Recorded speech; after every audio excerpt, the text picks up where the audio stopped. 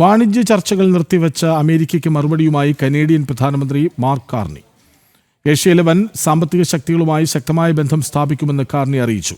മുൻ US president Ronald റീഗന്റെ താരിഫിനെതിരായ വാക്കുകൾ കാനഡയിലെ ടെലിവിഷൻ പരസ്യത്തിൽ ഉപയോഗിച്ചതാണ് ട്രംപിനെ ചൊടിപ്പിച്ചത്.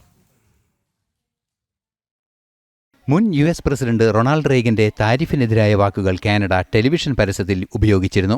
കാനഡയിലെ ഓന്റാറിയോ പ്രവിശ്യയാണ് മുൻ പ്രസിഡന്റിന്റെ വാക്കുകൾ പരാമർശിച്ച് പരസ്യം ചെയ്തത്. ഇതേ തുടർന്ന് അമേരിക്ക കാനഡയുമായുള്ള എല്ലാ വ്യാപാര ചർച്ചകളും നിർത്തിവച്ചിരിക്കുകയായിരുന്നു.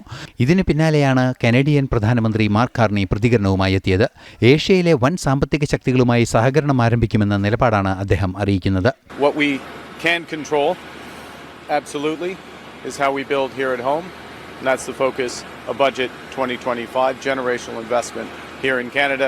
And what we can also control, or at least heavily influence, is developing new partnerships and opportunities, including with the economic giants of Asia, which is the focus of this trip. ചൈനയും ഭാരതവുമാണ് ഏഷ്യയിലെ വൻ സാമ്പത്തിക ശക്തികളായി കണക്കാക്കപ്പെടുന്ന രാജ്യങ്ങൾ. 1987 Ronald റീഗന്റെ പ്രഭാഷണമാണ് പരസ്യത്തിൽ ഉപയോഗിച്ചത്. International desk, ജനം.